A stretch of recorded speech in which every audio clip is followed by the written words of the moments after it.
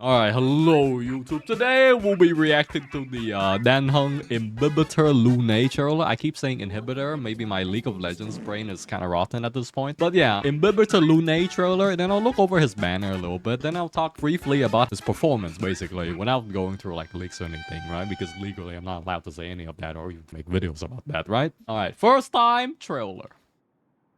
A scion of permanence? No way! Imbibitor Lunae, successor of the Azure Dragon, commander of the clouds and the rain, tasked with watching over the ambrosial arbor. Okay. In reckless arrogance, invoked the transmutation arcanum. Okay. Guilty of unpardonable sins. Okay. Punishable. Is it the by fight? death. Oh.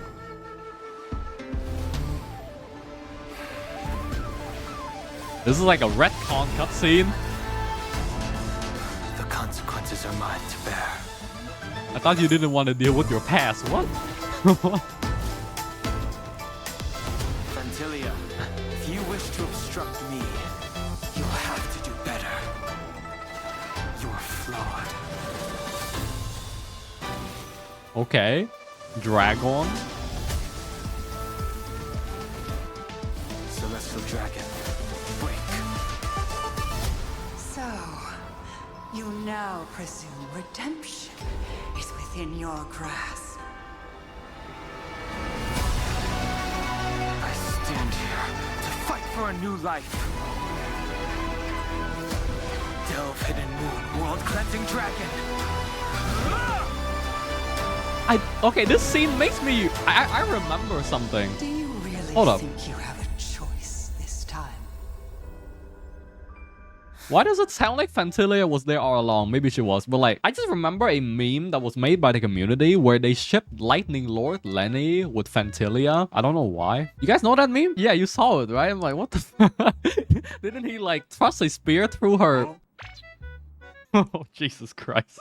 Okay, all right. Let's be done with that.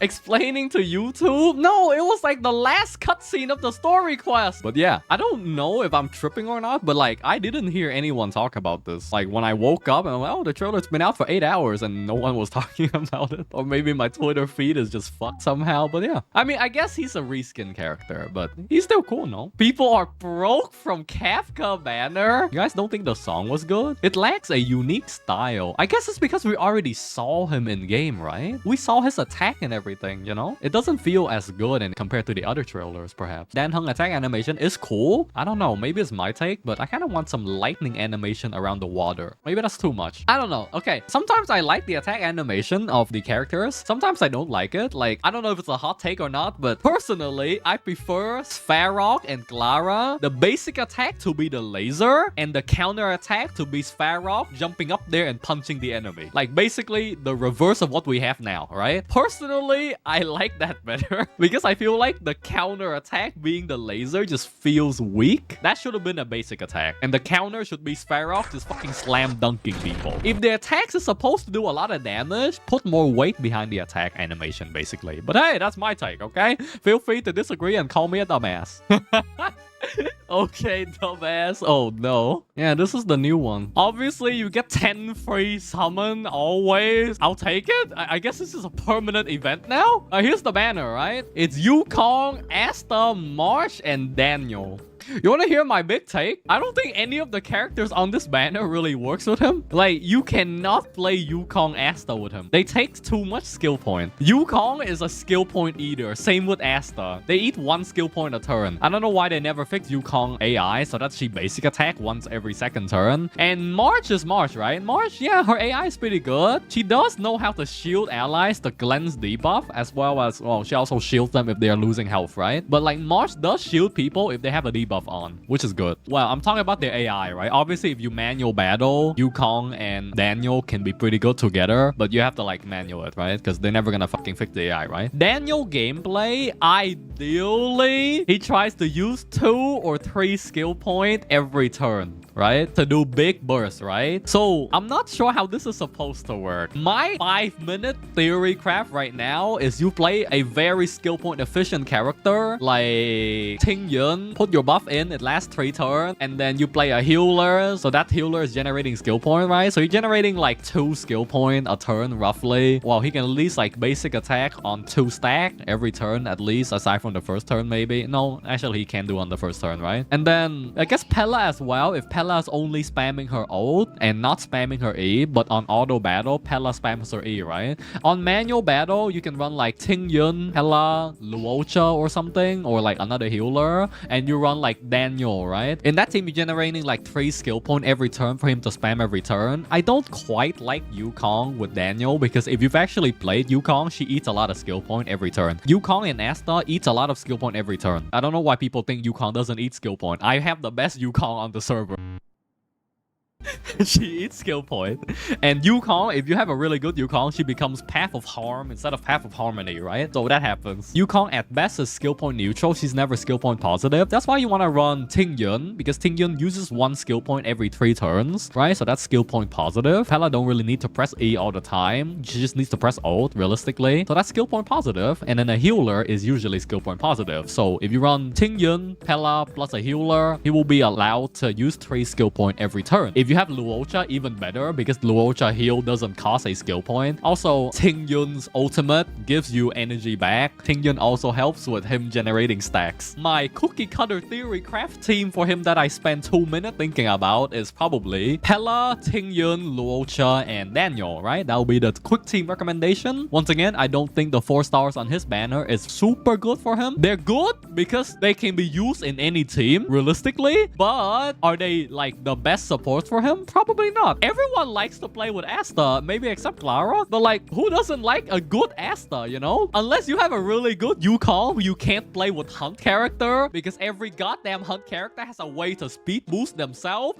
and the moment they speed boost themselves, your fucking speed tuning gets thrown out the window, unless you have a 160, 150 speed Yukong. So yeah, as long as you're not playing with a Hunt character, Yukong is perfect. Marks is good, however. Hot take, I prefer when video games limit how much healing and shielding the game has, because currently a single healer or shielder makes your team feels immortal. In Genshin this happens, in Honkai Star Rail it happens, right? I prefer if healing and shielding is designed to be just enough to keep your team alive. I don't know, man. I guess they would have to balance the game in a completely different way if they have to rework healing and shielding, right? But okay, for Danheng gear, I would obviously run for speed boots unless you have a godly Asta or like, no, okay, do not play him with Bronya. I'll say this, right? The only time you're going to see Daniel IL with Bronya is on a YouTube video playing Simulated Universe 3 fighting Japard. That's the only time. So you get a big screenshot for big damage, and that's it. That's the only time you see that comp. I swear to God.